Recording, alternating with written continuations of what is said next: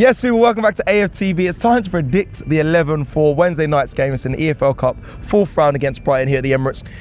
I'm smiling because I have not even thought about the 11, so I want to let these guys take the pressure of just building it together, and then we'll go through what we think Mikel Arteta's going to go with. We'll go with what we want to see and what we think Mikel Arteta's going to go with, and it's going to be a tough one. A few injuries last night at the Emirates, so let's see what we can come out with and see if it's a fair enough team and that can get over the line against Brighton. Let's start with in goal. Oh!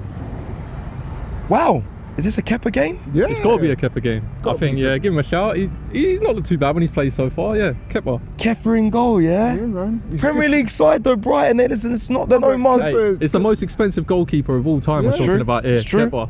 If he can't play in the Carabao, why do we sign him? Get him in.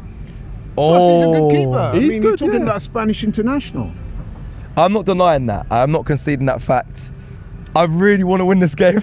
Not to say Kepa, he shouldn't drop the quality. Listen, okay. What's your reservations about Kepa? I just want to win this game. So I don't know. I don't know if I should go strong or in between or really weak. But in the performances you've seen so far, have you any reason to doubt him? He's been fine, and I suppose if it comes to penalties, which I predicted in the preview that we might go to penalties, he'll be perfect for that because I think he's very good at a penalty saving. So, all right, Kepa in goal. I'm happy to do that. Let's go right back. Right back, it's got to be Ben White. I mean, obviously, we'd all love to see Timber play another 90 minutes of football, but yeah, he's got off the back of the ACL last season. He's played all our minutes. He's obviously our first choice now. So yeah, give Ben White a run out. He deserves it. Yep, I concur. Ben White, really good player. Remember when we signed Ben White, everyone was jumping over hoops at the signing. I remember speaking to people saying, a revolutionary signing, he's going to really be good in that role. He's done really well, but along comes Timber, injuries and stuff like that. It happens at the top level of football. So yeah, he's second place to Timber at the moment, but this is a good opportunity for him. Obviously, if he comes in, he won't let the team down. I know that. Obviously, another option as well could have been Mascara, but we might see that in your centre back pairings because I'm thinking about it right now. Ben White, it's only right of him to play because he hasn't really had any minutes, and we need to see him back. He was a fan favourite as well. I think people kind of don't have short-term memory loss, but I think there was a lot of fans that said Ben White's our favourite player, and then since Timber's come in, I'm a big fan of Timber, by the way.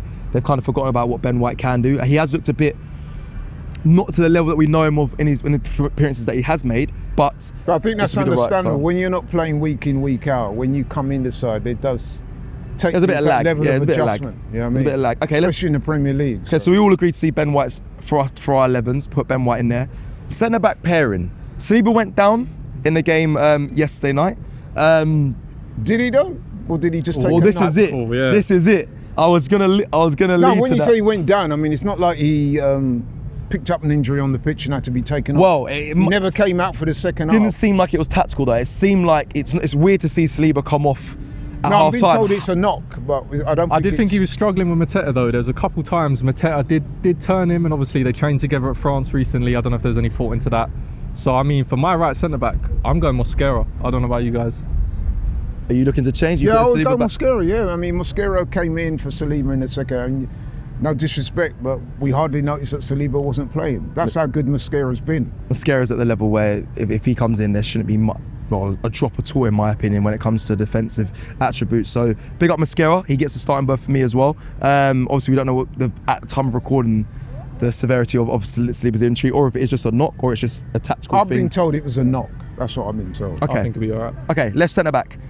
Pierre Hincapié, or is it Gabriel Magalhaes? I'm going Hincapié. I mean, we haven't seen much of him yet so far, and all I can say is I think it's a £50 million option to buy. If we've got a defender that potentially worth £50 million and we're not confident of him starting in the Carabao Cup in an early round, what was the reason in signing him in the first place? Oh, I don't know, Laurie. Talk to me. No, I'm with that. Okay. I mean, in Hincapié, we saw a very brief version of him at a game against Palace. I mean, looking forward to seeing this guy. I've done my research on him, man. He's very highly thought of. He's an invincible. He's aggressive. He's quick. Leverkusen. He loves a tackle. What I'm hearing, man, he's a very good player. I mean, there was a few other teams looking at him before we signed him. He comes with a good reputation. Like Jack says, if you're spending this type of money bringing somebody in and you can't play him in the Carabao Cup against Brighton, there's something wrong. So I'm looking forward to seeing him. For me, Gabriel Magalhaes. You may disagree watching. You let me know in the comments. I need a little bit of, I don't know, just recency bias of a player who's a leader, who also got the captain's armband when Saka came off yesterday. He is a leader in there. He is, for me, when it comes to attacking everything headers, you when it said comes to there is true. physicality and everything. I need, especially when it comes to the back line, the defensive record, I need some sort of seniority there. For me, Gabriel Magalhaes keeps his position. I don't mind seeing Pierre Nketiah come off the bench maybe in the second half, but for me, I'm keeping Gabriel Magalhaes in there. It's fine to be different. That's that. We're going to move to left back, Miles or Calafiori or Pierre Nketiah for me. I'm not saying Pierre Nketiah, that's the three options. I'd go with Miles, purely based on the fact Calafiori seems to be more of the first choice this season. Yep. I mean, the Atletico game, Miles was unbelievable, so it was harsh not to see him start against Palace. So yeah, I think give him a run out, them type of games, I'm fully confident in Miles. If he can do the Bernabeu, he can do Brighton in the Cup. Oh, I like that, well said. Laurie? Again, I agree with Jack. Miles chomping at the bit for a game. Every time he's come in, he's looked good. He looked sensational when he had that run and created the goal against Atletico. Miles for me. Has to be Miles Lewis-Skelly for me as well. I think we all can agree there. I think honestly, getting burst into that midfield, use his body well. I think we need to bolster that midfield. They've got a lot of good players in that midfield at Brighton. If he can invert and add to that attack, perfect. And he's been defensively solid. So Miles Lewis-Skelly back in for me as well. Midfield 3. What do we want to see? This gets a bit techie. Rice working his socks off recently, coming off. I mean, Zubimendi, if I'm being honest, wasn't amazing against Palace, but still a really good player. Eze got the goal. Some will question, did he play really well before that goal? That's up to you guys, that's up to you. Who plays that midfield? If Yeri's in there, there's an argument shout for him. Norgard, obviously. I'm trying to think of any more options in that midfield. Marino as well. Oh, do you know what? These midfield options, they're good, but are they great? What are you wanting to see in the midfield 3? I'll go Norgard. It's about time we saw Norgard. Yep, okay, so that's in Zubimendi's position, yep. It'd be perfect for a game like this. So we go Norgard. I'll go Marino in the 8. Yep. Yeah, I think you need to see more of him. And he can also get you a goal. And number 10, I'll go Eze. No, sorry, Wanyeri. I'll go Wanyeri. Go on. It's tough with the midfielders we've got at the moment. We actually have less than I thought. Especially Verdegaard out. I mean, I'd go with Norgard sitting just to give the others a rest. Premier League proven. He knows he's played against Brighton before. He's had experience. Yeah, it makes sense. Ex-captain. He can bring a bit of stability to that midfield. I'd go Ethan in the 10. I think that's the main reason all of us will be tuning into that game. See a bit more of Ethan. He's been lacking this season. Not down to his form, but mainly the form of others. So it'd be good to see him there.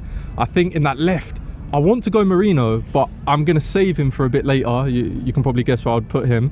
So I'm going to stick Zubimendi in on that left day, a bit more freedom, purely down to the fact I think he had a poor game last game. Agreed. So maybe just play himself into a bit more confidence. And obviously Declan came off apparently a bit of an issue, so I wouldn't want to risk him in the cup.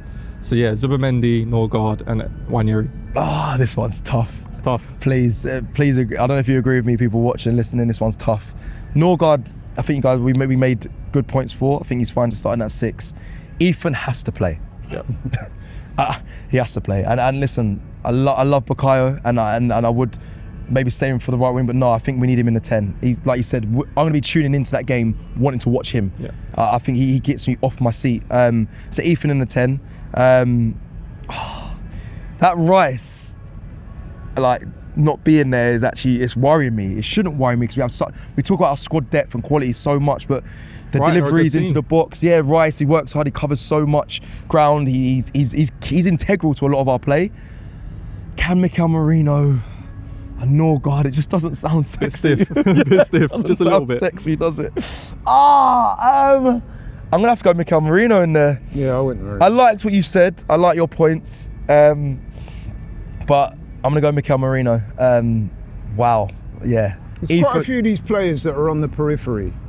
I'm hoping they're going to get an opportunity on Wednesday in let's face it, a very high-profile game at home in front of what will be a packed stadium to show exactly what they got. Zubimendi is a good shout, but yeah, that's the front 3 I want to see. So we've got a few different 11s so far. Let's do front 3.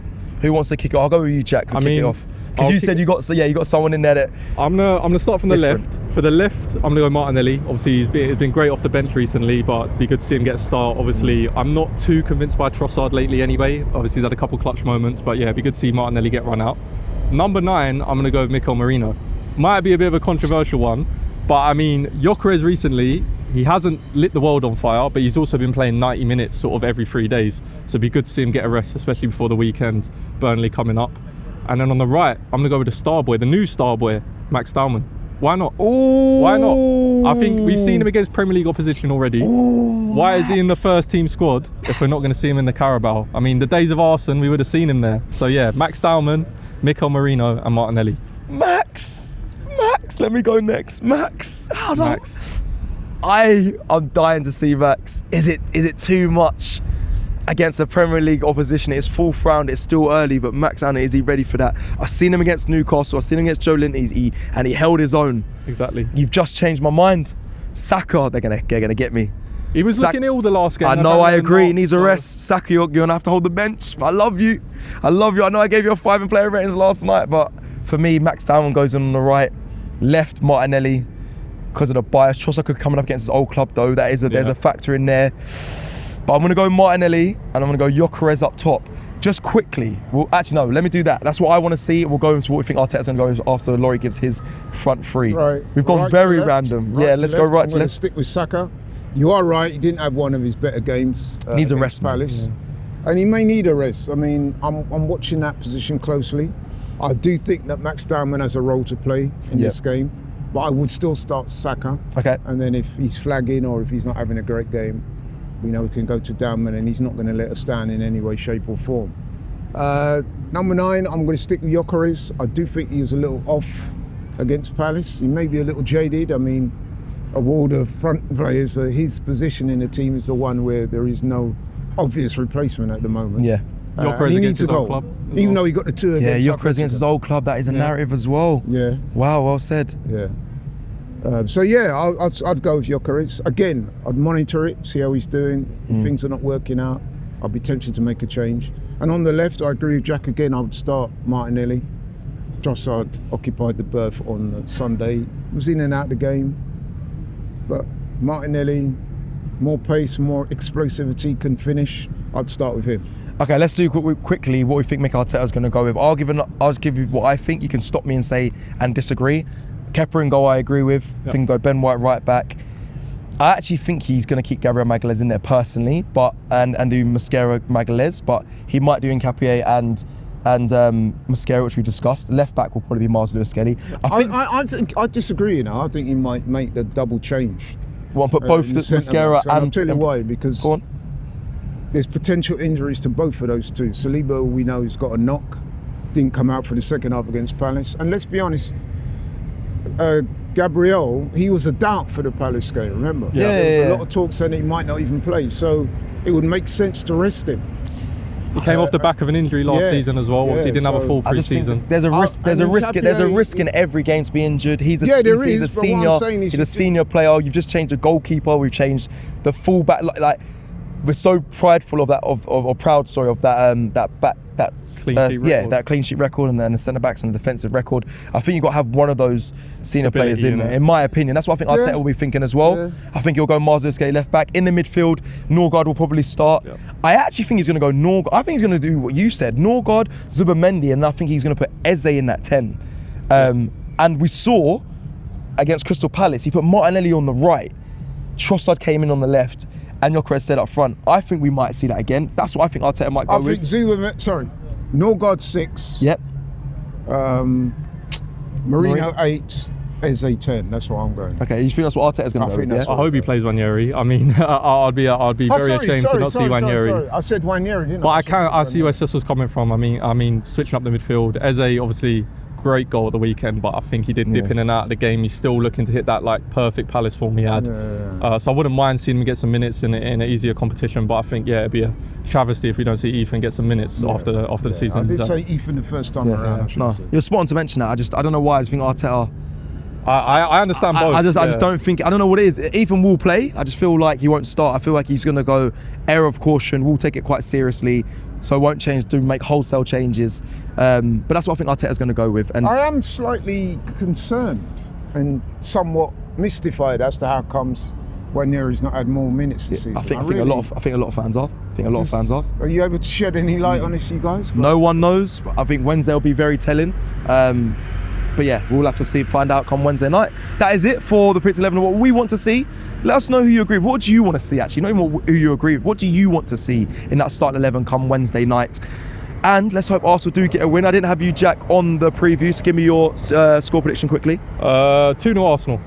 2-0 Arsenal. Let's hope we get a comfortable win. You've done your score prediction, Yeah, my I friend said Laurie 3-0. Lyle. Big up Jack as well, and Forever Arsenal doing great things. Make sure you check out all the content in build up to this game on the AFTV channel. Like, subscribe, share, and we'll see you again soon. Take care.